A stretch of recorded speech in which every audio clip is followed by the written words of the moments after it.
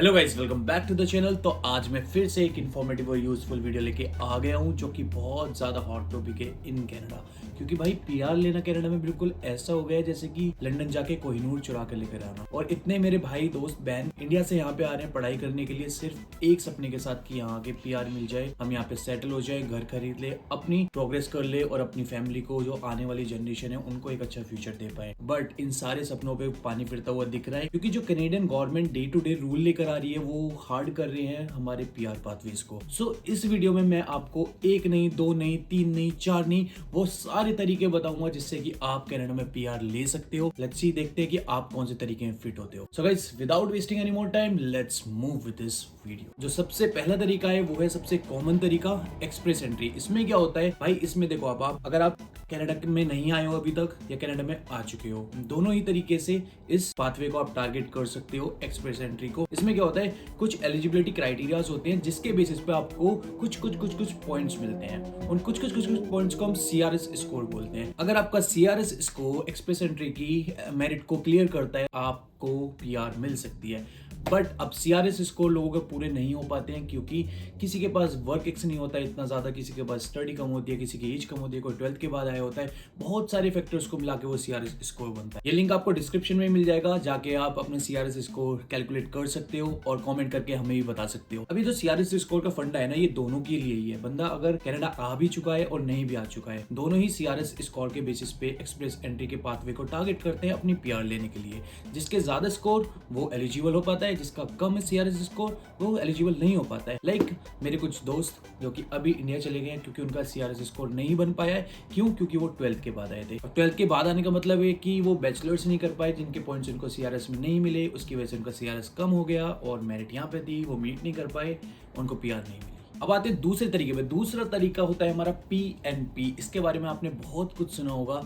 भाई साहब, पीएनपी क्या होता है? पीएनपी का एक सिंपल सी डेफिनेशन मैं आपको बताता हूँ। आप ओंटारियो में, ओंटारियो की स्टेट है, या आप किसी भी कनाडा के एक अलग स्टेट में अगर आप वहां से पढ़ाई करते हो और उसी स्टेट के अंदर से वर्क करना स्टार्ट करते हो और 1 साल के लिए वर्क करते हो किसी भी एम्प्लॉयर के लिए जो कि बेस्ड है उसी पर्टिकुलर स्टेट के अंदर, और वो एम्प्लॉयर आपको स्पॉन्सर करने के लिए रेडी है, मतलब कि आपको नॉमिनेट करने के लिए रेडी है, then you will get 600 points. और वो 600 पॉइंट्स प्लस आपका सीआरएस स्कोर मिला के आप पीएनपी के ड्रॉ में अपनी फाइल लगाते हो। और अगर आपका स्कोर इस मेरिट से ज्यादा होता है तो आप एलिजिबल हो जाते हो पीआर के लिए। इसके अंदर आती है जैसे कि ओआईएनपी आपको भी पता होगा, अभी रिसेंटली आया है। इसमें यह है कि आपने ओंटारियो से पढ़ाई की होनी चाहिए, प्लस आपके पास एक वैलिड जॉब ऑफर लेटर होना चाहिए from the employer based in Ontario itself, then आप ओआईएनपी के लिए जा सकते हो। जो तीसरा तरीका है वो है सबसे आसान तरीका, फैमिली स्पॉन्सरशिप। इसमें क्या कर सकते हो, अपनी फैमिली को स्पॉन्सर कर सकते हो कनाडा के अंदर, बट इसके लिए आप खुद एक कैनेडियन सिटीजन या पीआर होने चाहिए। इसमें आप अपने स्पाउस को, अपने डिपेंडेंट चिल्ड्रंस को, पेरेंट्स और ग्रैंड पेरेंट्स या कॉमन लॉ पार्टनर्स को स्पॉन्सर कर सकते हो। अब यार इसमें चीजें अलग होती हैं। स्पाउस के लिए कुछ चीजें अलग हो जाती हैं, पेरेंट्स और ग्रैंड पेरेंट्स के लिए अलग हो जाती हैं क्योंकि वो माँ बाप है, ये बीवी है, सॉरी हस्बैंड भी हो सकता है, तो मतलब कि चीजें अलग है। अब इसमें क्या डिफरेंट है भाई, देखो जो पेरेंट्स और ग्रैंड पेरेंट्स होते हैं ना, उनकी फाइल लगाने के लिए लॉटरी सिस्टम के बेसिस पे उनकी फाइल लगती है, जबकि आपका जो स्पाउसेज हैं वो सबसे ज़्यादा जल्दी उनकी फाइल लग जाती है क्योंकि उनका मैरिज सर्टिफिकेट वगैरह लग के वो डायरेक्टली स्पॉन्सर कर सकते हैं अपने स्पाउस को और पीआर करा सकते हैं। चौथा आता है आपका क्यूबेक इमिग्रेशन प्रोग्राम। ये प्रोग्राम थोड़ा स्पेसिफिक हो जाता है, स्पेसिफिक इन सेंस की जो बंदे सिर्फ क्यूबेक जाना चाहते हैं कनाडा आने के लिए, आने के बाद देन वही बंदे इस प्रोग्राम के लिए एलिजिबल होते हैं। इसके अंडर में 2 प्रोग्राम्स आते हैं, QSWP एंड PEQ। उनकी एलिजिबिलिटी क्राइटेरिया कुछ ऐसी होती हैं, आपको स्क्रीन पे दिख रही होगी।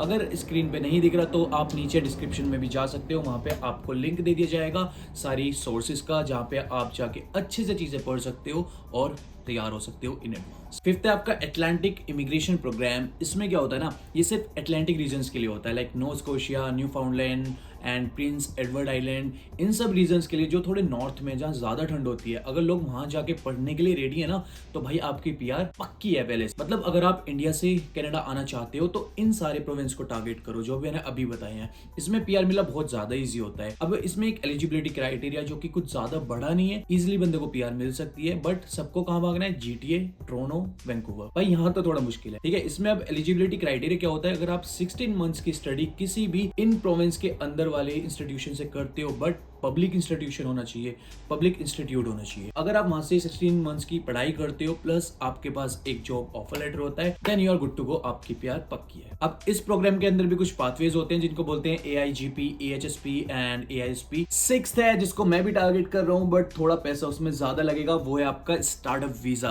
स्टार्टअप वीजा क्या होता है ना गाइस, अगर आपके अंदर एंटरप्रेन्योरल स्पिरिट है, मतलब कि अगर आप बिजनेस करना चाहते हो कनाडा आने के बाद, आपको अपनी कंपनी खोलनी है, आपके पास कोई विजन है, कोई आइडिया है, प्लस आइडिया और विजन से काम नहीं चलेगा, इन्वेस्टर है, देन आप स्टार्टअप वीजा के लिए जा सकते हो। इसके अंदर कुछ एलिजिबिलिटी क्राइटेरियाज होते हैं, जैसे कि आपको लेटर ऑफ सपोर्ट चाहिए होगा किसी भी अच्छी ऑर्गेनाइजेशन से जो कि ऑलरेडी अच्छा परफॉर्म कर रही है कनाडा के अंदर।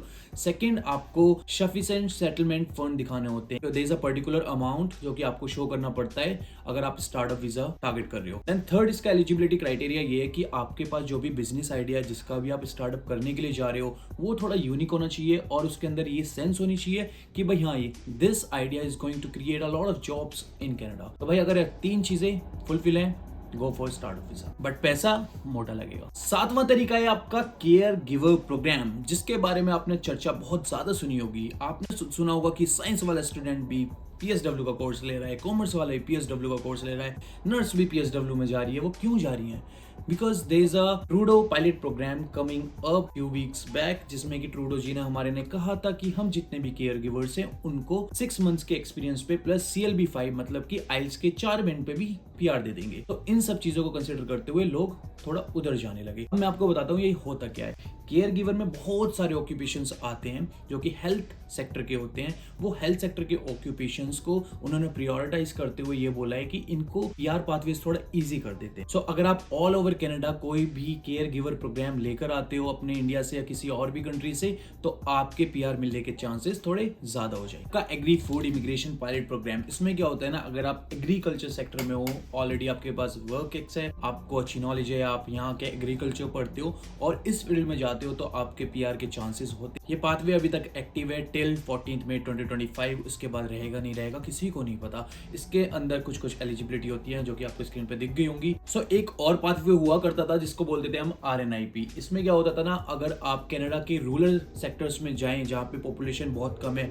वहां जाके इकोनॉमी में कंट्रीब्यूट करते हैं in terms of work force और इन टर्म्स ऑफ इन्वेस्टमेंट, मतलब अगर आप वहां पे जाके पढ़ाई करते हैं या काम करते हैं तो भी आपके वहां पे PR के चांसेस बहुत ज्यादा हो जाते हैं। बट इसमें क्या हुआ ना, जब इन लोगों ने ये चीज पब्लिकली इंट्रोड्यूस की कि हमें रूरल सेक्टर में कुछ लोग चाहिए और हम RNIP जैसा पाथवे निकालेंगे जिसकी वजह से उन लोगों को PR मिल जाएगी। अब हमारे देसी बंदों को क्या हुआ, नॉट देसी और भी विदेशी, सबको, सारे बंदों को पता नहीं मिलके क्या हुआ, सारे रूरल भाग गए भाई, गांव में रहने लगे लोग जा जाके। अब वहाँ पॉपुलेशन इतनी हो गई, इन्होंने RNIP प्रोग्राम ही बंद कर दिया। So guys, first come first serve वाला सीन है और ये होता ही है कनाडा में, इसलिए हमेशा इमिग्रेशन से अपडेट रहो। अगर नहीं रह सकते तो मुझे फॉलो कर लो, मेरी वीडियोस इतना परेशान कर देंगे आपको कि आप अपडेट रहना सीख जाओ। अब मैं आपको एक और लूप होल बताता हूँ जिससे कि आप PR ले सकते हो। वो है आपकी प्यार मीन्स प्यार marriage, contract marriage. Either it could be contract और नॉन कॉन्ट्रैक्ट, मर्जी आपकी। PR कर लो, कॉन्ट्रैक्ट नहीं होगा।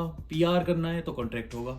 So guys, this is contract marriage, बहुत लोग करते हैं। यहाँ पे क्या होता है, वेस्टर्न कंट्रीज में अगर किसी को PR चाहिए होती है, so they make a contract with a girl और a boy who is already PR here. और कॉन्ट्रैक्ट में कुछ ऐसा होता है कि आप हमें जैसी PR मिल जाएगी, वी विल बी सेपरेटेड। आपको बस पैसा देना होगा सामने वाले बंदे को जिससे भी आप कॉन्टैक्ट कर रहे हो। तो ये सारे पॉसिबल तरीके थे जिससे कि आप कनाडा में PR ले सकते हो।